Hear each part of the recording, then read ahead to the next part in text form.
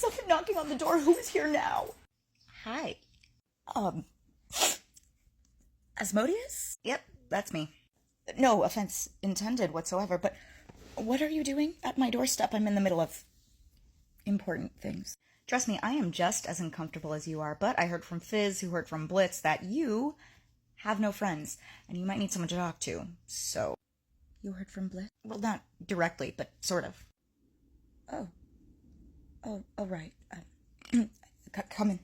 Look, Stolas, in the past, I would have said, please don't come to me with relationship problems because I am not the one for that. But lately, I kind of have been the one for that. So, what's going on? Well, I confessed my feelings to Blitz after 25 years of pining, and he immediately turned me down. So that's the end. Yeah, I don't believe you. Excuse me? Wait, let me rephrase that. Based on the evidence that I have gathered, that doesn't sound correct. What happened then? Well, I told him I loved him, and he immediately thought it was a sexy role play. Sexy role play, huh? Yeah, I could see that working. That's interesting, because... Asmodeus. Right, sorry, feelings. Then what happened?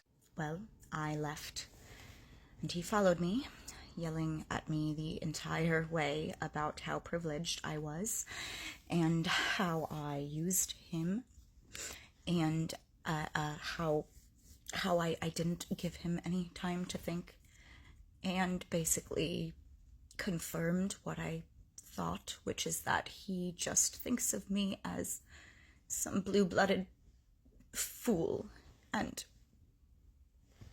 thinks that I don't even care, and that I was using him, and I was, but it hurts that he not only doesn't feel the same way about me, but that he spoke to me in that way. Okay, then did you guys talk about it afterward? No, I transported him out of my house. Oh, okay, so you told him you had feelings for him, and he didn't know that, so he was surprised.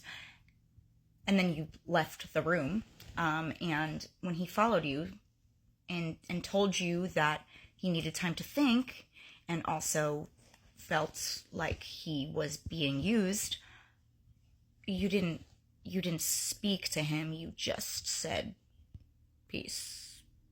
Yeah? Well, he made it very clear that he did not feel anything for me. Did he, though? Did he make that clear? Well, considering his first instinct was to think I was doing a sex role play, yes. Oh, okay, but all of your interactions thus far have been sexual, so how was he supposed to know this wasn't the same thing? Because I told him I loved him, and it came from the heart, and he should have seen that. Okay, Stolas, you have to see where this guy is coming from, because you told him you loved him, but he never thought that was even an option in his head.